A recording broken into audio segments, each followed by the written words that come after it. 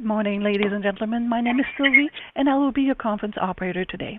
At this time, I would like to welcome everyone to Westport Fuel Systems Q4 2023 conference call. Note that all lines have been placed on mute to prevent any background noise. After the speaker's remarks, there will be a question and answer session. And if at any time you require operator assistance, please press star zero. And to get in the conference queue, you would need to press star followed by 1 on your telephone keypad. And if you would like to withdraw from the question queue, simply press star then number 2. And I would like to turn the conference over to Ms. Ashley Newell. Please go ahead. Good morning, everyone. Welcome to Westport Fuel Systems' fourth quarter conference call for the 2023 fiscal year. This call is being held to coincide with the press release containing Westport's financial results that was issued yesterday. On today's call, speaking on behalf of Westport is Chief Executive Officer and Director Dan Seelye and Chief Financial Officer Bill Larkin. Attendance on this call is open to the public, but questions will be restricted to the investment community. You're reminded that certain statements made on this conference call and our responses to certain questions may constitute forward-looking statements within the meaning of the U.S. and applicable Canadian securities laws. And so, as such, forward-looking statements are made based on our current expectations and involve certain risks and uncertainties. With that, I'll turn the call over to you, Dan. Thanks, Ashley. And good day, everyone. I'm pleased to join you on my first call as CEO and Director of Westport. Today, I'll be covering our strategic objectives from 2023, recapping our highlights from last year, and providing an outlook for 2024. I'll then turn the call over to Bill to walk us through our Q4 and annual results. I wanted to start by hitting some of the key highlights and top-line numbers for 2023. With the recent announcement of the signed investment agreement, we are excited to be in the last stage of finalizing our HPDI joint venture to accelerate the commercialization and global adoption of Westport's HPDI fuel system technology for long-haul and off-road applications. We are now working towards closing the joint venture and ensuring it's set up for success from day one. Touching on our financials, for the full year, we generated revenue of $331.8 million as compared to $305.7 million in 2022.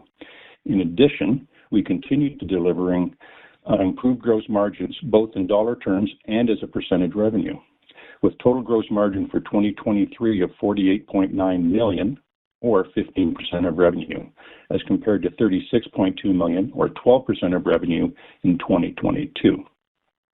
We improved our adjusted EBITDA by over $6 million to a negative $21.5 million in 2023, as compared to a loss of $27.8 million in 2022.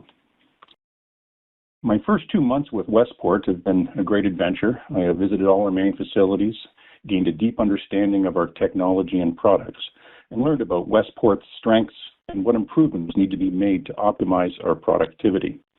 After assessing Westport's current situation, I established 3 main priorities for the company in 2024 and beyond, including, number 1, driving success via our HPDI joint venture with Volvo, number 2, improving operational excellence, and number 3, reimagining a hydrogen-powered future. To ensure that Westport achieves growth and success over the long term, we need disciplined operations that flow from a strong strategic plan. These priorities are consistent with that need and are expected to elevate the performance and the value of our business long into the future. However, in the near term, we have already begun to act in a more disciplined way by cutting costs and making headcount reductions where necessary.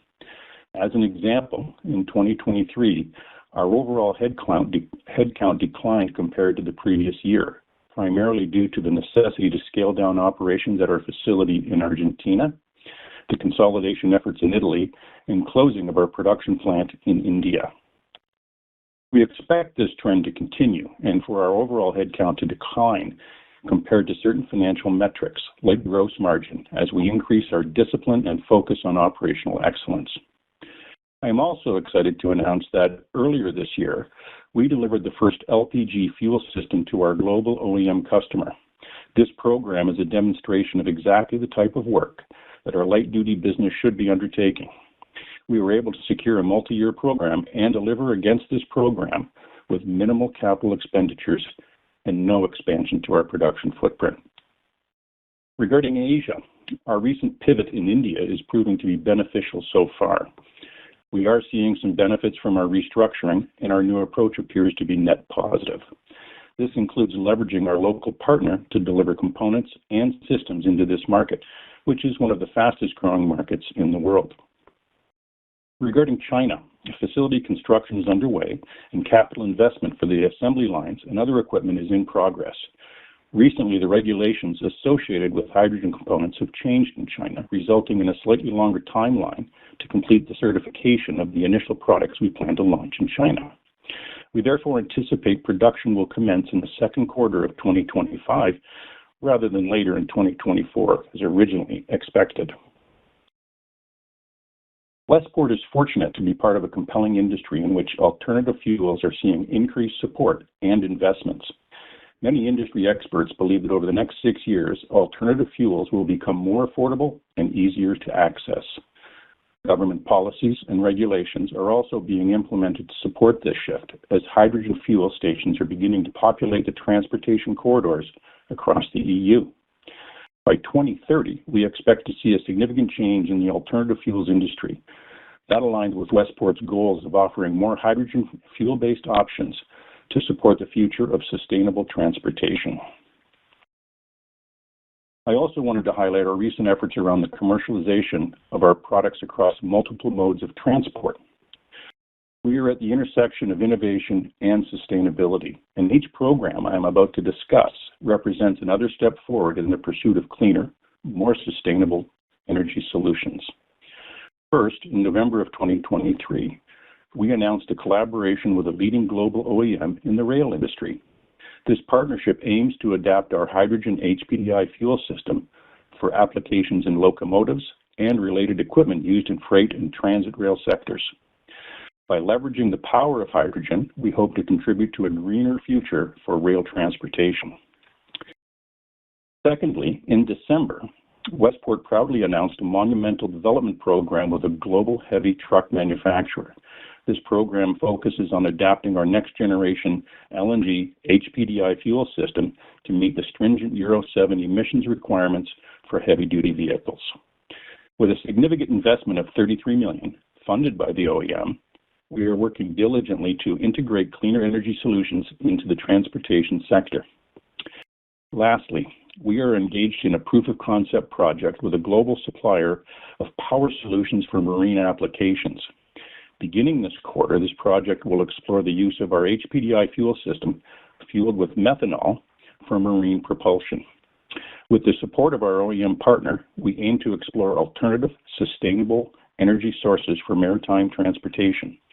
Methanol is easier to handle, requires less room and less expense to bunker on a vessel, and it has a lower CO2 footprint than emissions-intensive fossil fuels. The testing of HPDI technology for use with methanol in a marine application is a natural extension of our HPDI technology. We expect that our HPDI fuel system with methanol will be able to provide similar torque, power, and efficiency to diesel, while also potentially reducing NOx emissions. These initiatives represent more than just technological advancements. They embody our unwavering commitment to a brighter, greener future for generations to come. Through collaboration, innovation, and dedication, Westport is leading the charge toward a world where sustainability and progress go hand in hand. Together, we are embarking on a journey towards a future defined by a cleaner, healthier future for all. Regarding the progress of our HPDI joint venture, as I mentioned above, the investment agreement has been signed. We are in a good place to start working on closing the joint venture and hope to have it operational prior to the end of the second quarter. However, we still have a lot of work ahead of us. Even once the JV is closed, as a company, we still must invest significant time and energy into supporting its growth as it begins its journey as a standalone enterprise. Volvo and Westport have collaborated for over 15 years and share the vision of creating sustainable transport solutions. We look forward to a long and prosperous future with the Volvo team. And with that, I'll hand it over to Bill, who will walk you through our financial results. Bill? Good morning, and thank you, Dan. In the fourth quarter of 2023, we generated $87.2 million in revenue. This is a 12% increase compared to $78 million in the prior year period. For the full year, we generated revenue of $331.8 million. This compared to $305.7 million in 22. For the fourth quarter, the revenue improvement was primarily driven by an increase in our light-duty OEM volumes, electronics business, and engineering services from the heavy-duty OEM business, which were partially offset by lower sales volume in the independent aftermarket, heavy-duty OEM volumes, light OEM, and fuel storage businesses. In our independent aftermarket business, increased sales volume in Europe were more than offset by lower volumes for Africa and South America. Gross margin increased $8 million, or 9% of revenue in the quarter. This is up from $4.6 million, or 6% of revenue in Q4 of 2022. Gross margin for the full year was $48.9 million, or 15% of revenue, as compared to $36.2 million, or 12% of revenue in 2022. Higher sales volumes across multiple businesses and increased gross margin in our heavy-duty OEM business, driven by the higher engineering services revenue, drove improvements in our gross margin. However, gross margin was offset by higher production costs stemming from global supply chain challenges and inflation, specifically in logistics and labor costs. We're continuously working with our customers to pass through the impacts of cost increases where we can. Lastly, we did record $5 million in inventory write-downs during the fourth quarter of 2023, which $4.5 million related to our heavy-duty business and negatively impacted our gross margin. Including the impact of the inventory write-downs, gross margin for the quarter would have been approximately 15% of revenue. In the fourth quarter of 2023, adjusted EBITDA was a loss of $10 million. This is an improvement compared to a loss of $12.9 million in Q4 of 2022. Total adjusted EBITDA loss for 2023 was $21.5 million, as compared to a loss of $27.8 million in 2022. The improvements in revenue and gross margin drove positive improvements in adjusted EBITDA, which were partially offset by higher research and development expenditures to further invest in our hydrogen and light-duty OEM businesses. Increases in G&A expense, which included $4.5 million of severance costs. Increases in sales and marketing expenditures to support hydrogen marketing activities, as well as increased corporate expenses, including consulting and legal fees related to ongoing activities to include finalizing our HPDI joint venture. We expect this trend with respect to increased costs associated with the setting up our joint venture to continue through the first half of 2024 as we move forward towards closing. OEM revenue for the fourth quarter of 2023 was $61.2 million. That's compared to $47.8 million in the prior year period, and $222.8 million for the full year of 2023 compared to $198 million for 2022.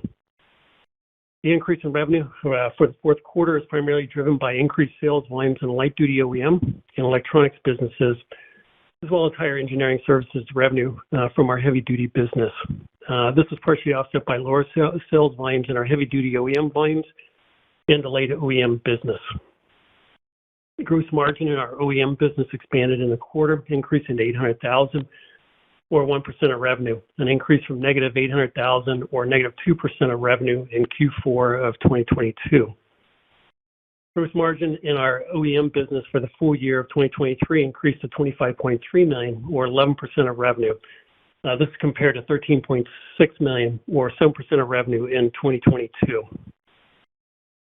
The increase in gross margin for the fourth quarter was driven by an increase in revenue, partially offset by the $4.5 million inventory write-down in the heavy-duty business. Specifically, this write-down relates to a shift in a customer's priority regarding the engine platform on which our development work is ongoing.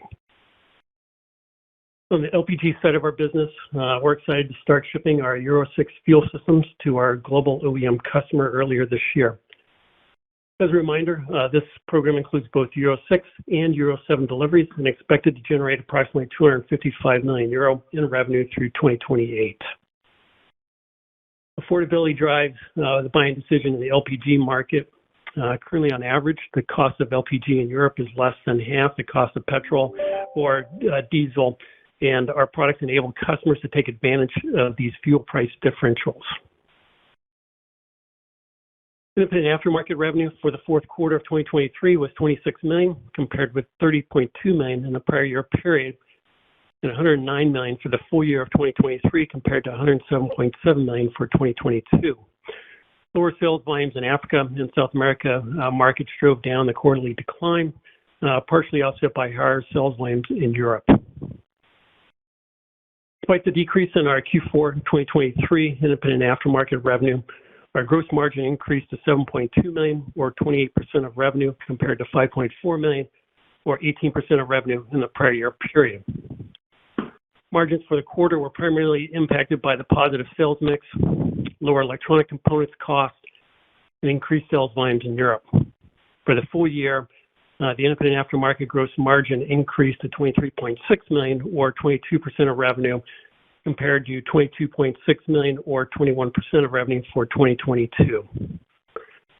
Looking ahead, supportive LPG pricing continues to boost demand in Europe, which is an important area of growth for our company in the years ahead. For the last 10 years, net cash used in operations has steadily and significantly improved.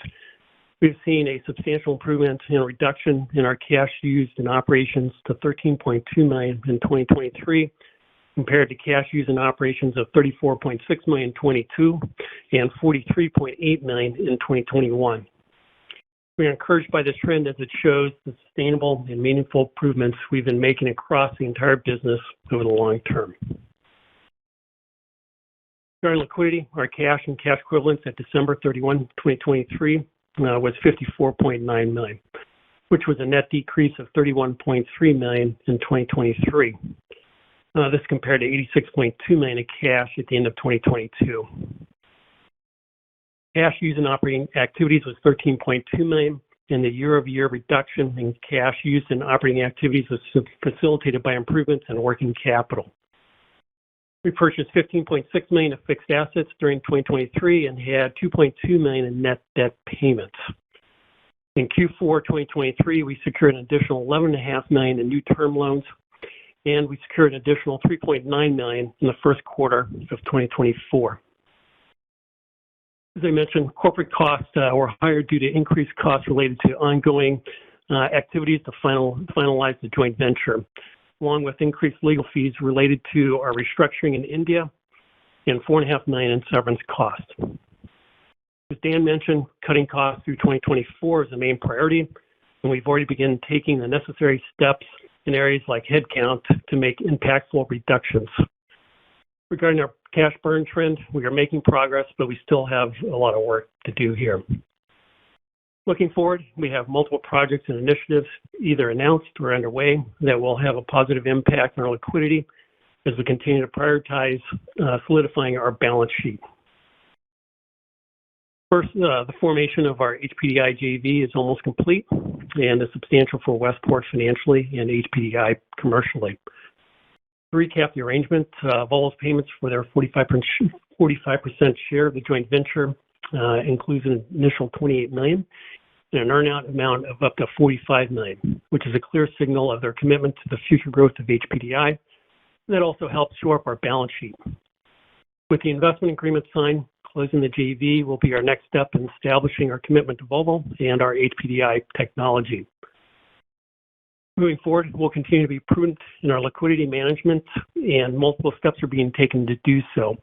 However, we will continue to do what is necessary to ensure we are adequately and fully capitalized. Thank you, and with that, I will turn the call back to Dan. Thanks, Bill. Finally, I wanted to close on a few key points. Westport is part of a compelling industry with a bright future, and we are driven to make a material impact on the decarbonization of the transport industry. The magnitude of this impact will only grow as we deliver our products to more customers. Although we made considerable progress in the second half of 2023 regarding our strategic priorities of implementing operational efficiencies, achieving cost reductions, and strengthening our balance sheet, we recognize that our work is not done. We remain committed to enhancing our core capabilities, learning and evolving as a company, and seizing new opportunities for continued growth and value creation. In the near term, we are focusing on cutting costs and optimizing operations. Nothing is off limits. We have already begun to identify and eliminate redundancies, and we are looking at spending throughout the organization. Additionally, better inventory management is key. These are only a few examples of the areas we are targeting to improve Westport's overall profitability. I want to take a moment to thank everyone for being here today. I'm excited to be on this call and energized by and committed to Westport's bright future. And with that, I'll turn it over to the operator to open the call for your questions. Thank you. Thank you, sir. Ladies and gentlemen, if you would like to ask a question, please press star followed by 1 on your touch-tone phone. You will hear a 3-tone prompt acknowledging your request. And if you would like to withdraw from the question queue, please press star followed by 2. And your first question will be from Amit Payal at H.C. Wainwright. Please go ahead. Thank you. Good morning, everyone. Just Dan, on all the cost-cutting initiatives and gross margin improvement initiatives, could you give us any sense of, where you might arrive at, in the next 12 to 18 months in terms of operating costs and gross margin levels? So I'm not going to get into any specific numbers. As you know, I've been on the job here for a couple of months, and I'm digging in hard and getting the team circled around the wagon, so to speak, to identify and focus on areas of redundancy, of open capacity, of cost cutting. We're going through that process very aggressively, and we will be executing many of those initiatives throughout the next 6, 9, 12 months. But I can tell you that my approach is one of operational excellence, and we will be driving that through the organization to ensure that everything we do professionally, very well, and efficiently, and the benefits will come out of that. Understood. With respect to inventory write-downs, is there some additional costs on that side that could be coming down the line, or are we done with whatever needed to be addressed? Bill, you want to take that one? Yeah, I'll take that one. We continue to evaluate our inventory across all the businesses, and as of right now, that's based on the assessment that we did, resulted in the write down during the quarter. We'll continue to assess our inventory levels, our customer commitments going forward, and we'll continue to monitor it. At this point, I'd like to say I don't expect any future write-downs, but we are a manufacturer. We do supply components, and we typically do have some level of write-downs each quarter. Okay, thank you, Bill. But not just to last that one extent from me. that we had during the quarter. Right, understood. Just last one for me. For 1Q24, should we expect a bounce back in gross margins? Well, I mean, if you compared to 4Q. Well, I mean, if you exclude the write-downs, that right there is going to have an improvement in our gross margins.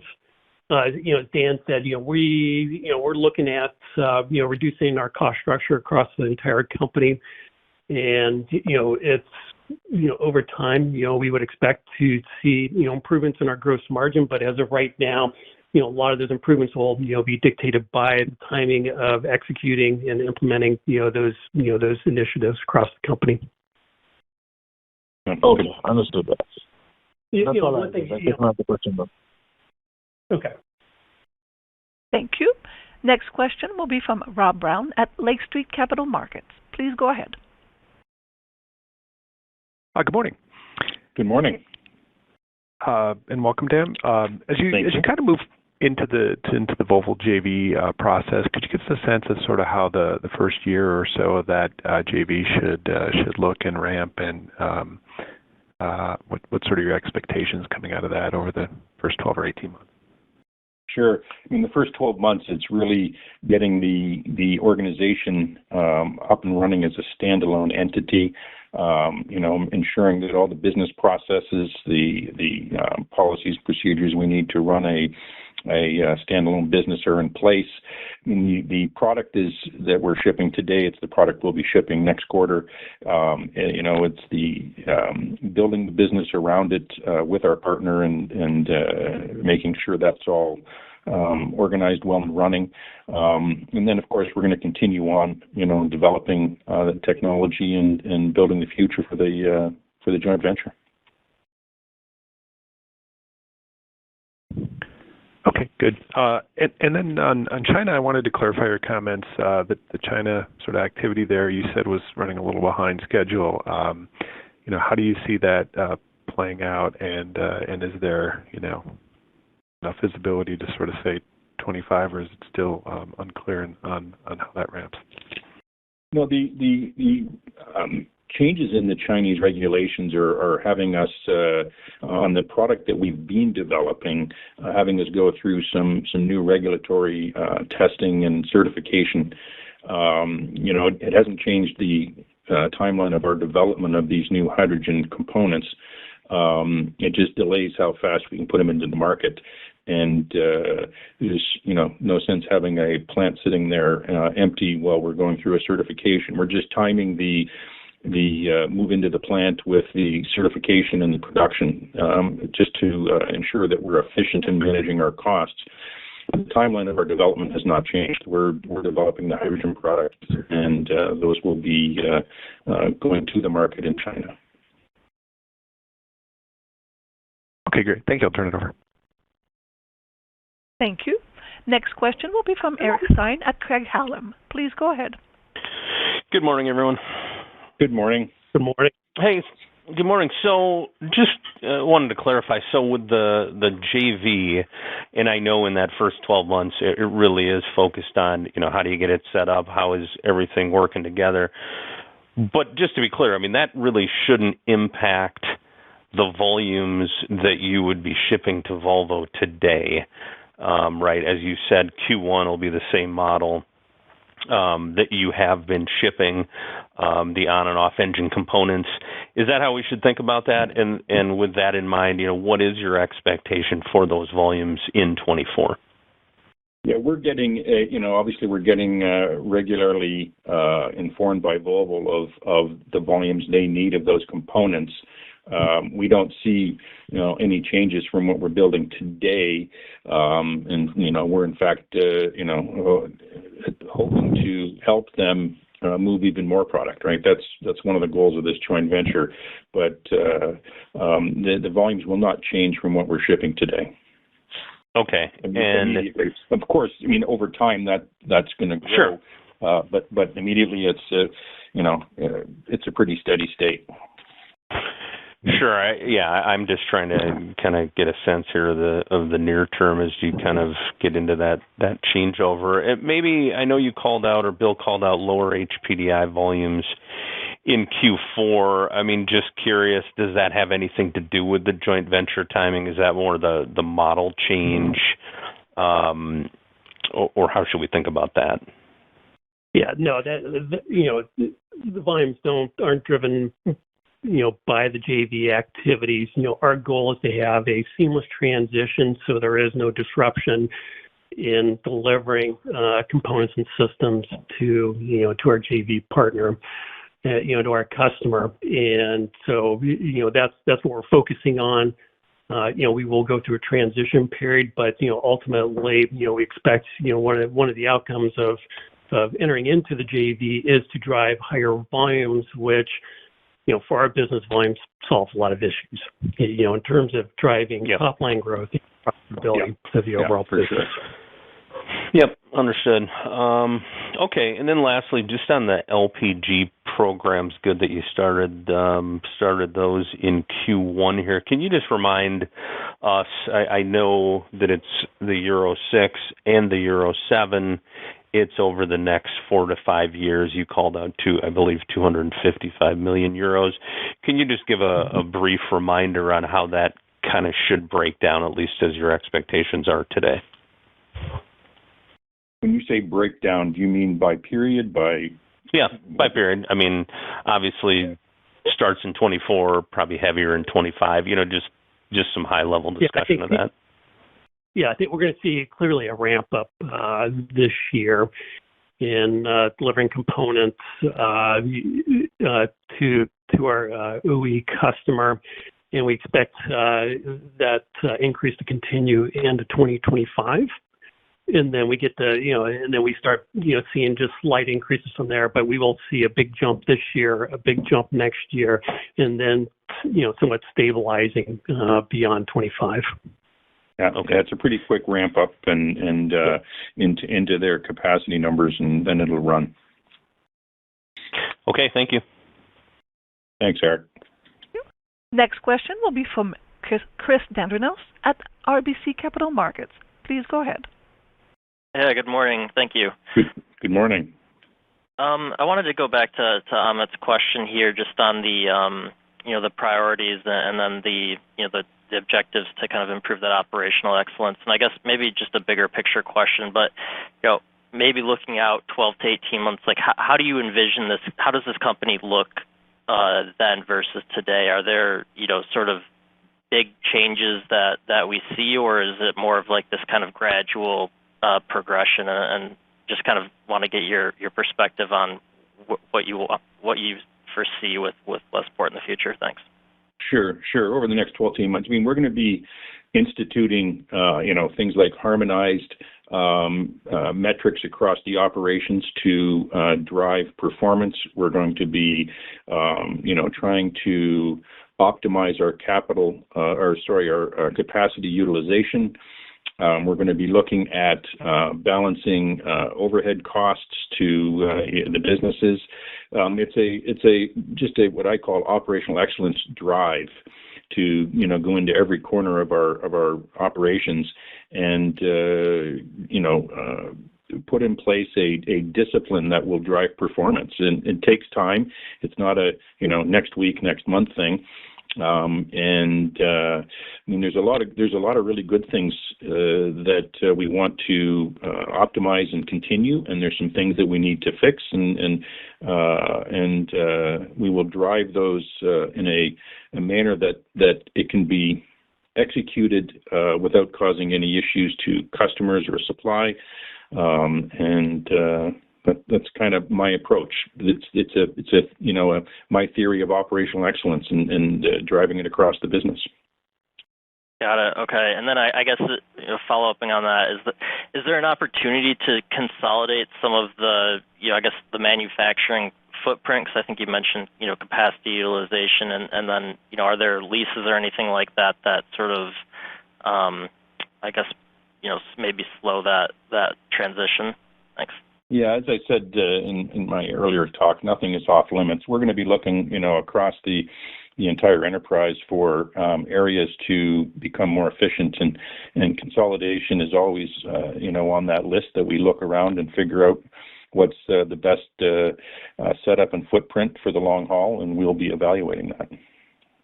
Got it. Okay. And then maybe just separately, as far as the marine opportunity goes, can you just provide a bit more color on what is going to be, tested, and sort of where this opportunity falls within the marine segment? Is it, commercial applications? Is it more like a residential or retail, No, it's commercial applications, and it'll follow, these are diesel engines, and so it'll follow a similar path to the engine development we would do for any mobility customer. And you're taking our HPDI technology, which can be developed for various types of diesel engines, and these things take some time, obviously working with the customer for design development and then trials. So it's going to develop over the next couple of years. Got it. Thank you very much. Thank you. The next question will be from Colin Rusch at Oppenheimer. Please go ahead. Morning. This is Lydia on for Colin. Could you speak to the non-HPDI hydrogen revenue you're currently seeing and the scope of the opportunity? The the light-duty business, is that what you're referring to, or the aftermarket?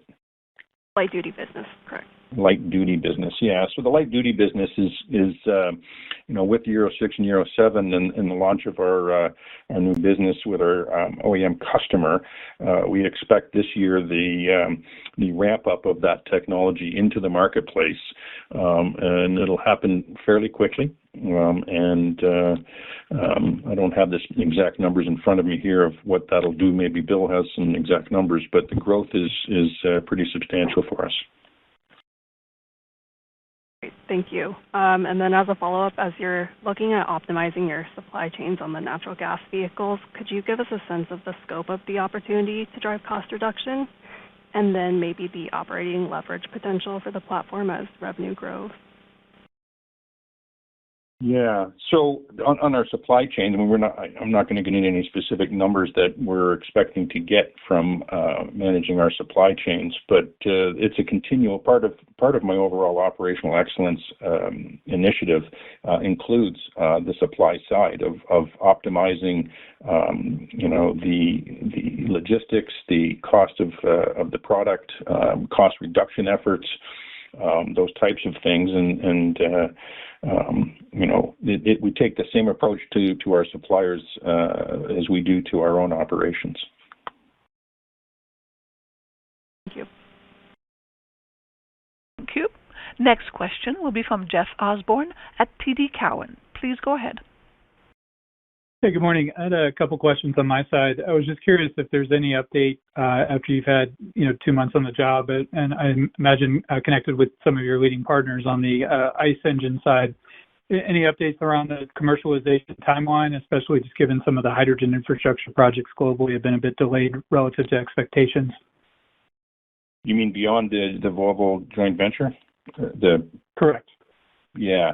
So we are continuing to do development across, as we talked about in the thing, in rail and marine, and of course in the heavy truck markets.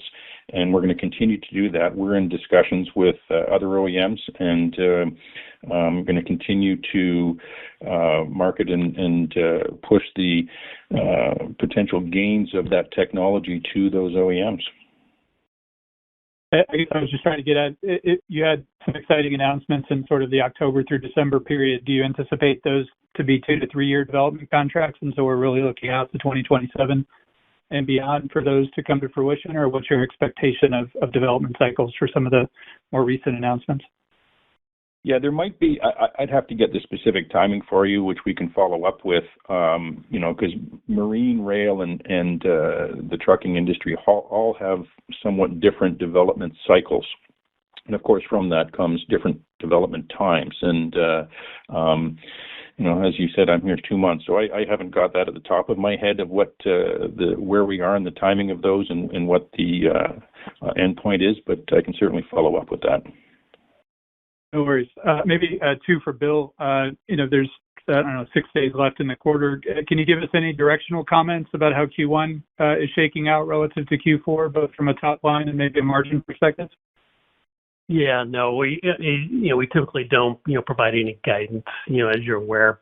So we will go through our normal reporting cycle on that. Got it. And then I assume the same's true for 24, but is there any comments you can make on things that you can control? I understand there's a lot in life you can't. It doesn't sound like you're willing to give OpEx because everything's under review, but you also have a moving part with the joint venture. So can you just give us a sense of how much headcount expenses would move to the JV and how we should think about minority interest losses for that? And then maybe any comments you can on anticipated CapEx relative to the $15 million you spent last year and the $2 million of debt payments.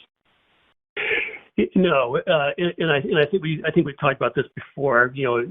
With the closing of the JV, we do not expect to be able to consolidate the financial results of the JV. However, we're going to this process is going to change how we're going to report our segments going forward. I would expect we expect we're going to provide more transparency each of these businesses. So even though we're not going to be able to consolidate, we don't expect to be able to consolidate the joint venture. We'll provide a fulsome disclosure, very similar to what we did with our CWI joint venture. So you'll be able to see. We expect to start disclosing volumes, revenues, You're going to be able to see the margins. Also, we are, evaluating our other businesses and how do we break that out and considering, looking at the hydrogen business and breaking that out. So we're working through that process right now, and I would expect, after the JV closes, probably that subsequent quarter, you'll start seeing that information and broken out differently as we go forward. Got it. Thank you. That's all I had. Thank you. Ladies and gentlemen, as a reminder, please press star 1 if you have any questions. Next will be a follow-up from Eric Stein. Please go ahead.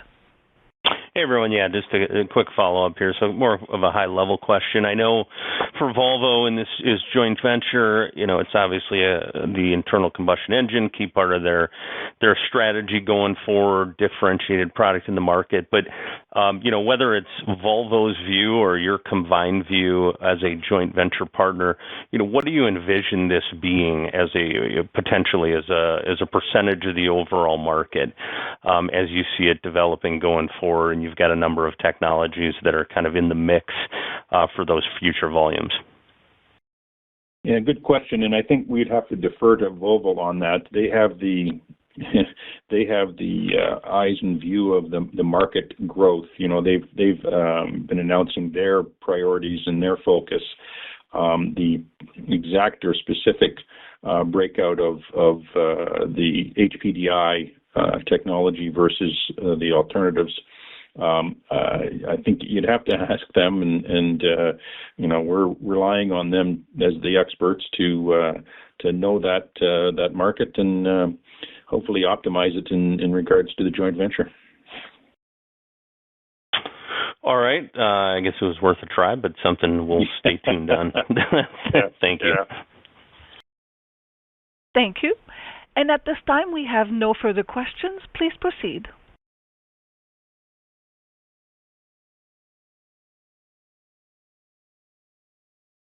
Ashley? So I think that concludes the day for us. I assume Ashley will jump on and do that stuff. But thank you very much for all of the questions, and look forward to talking to you all again. And we'll keep you informed. Thank you.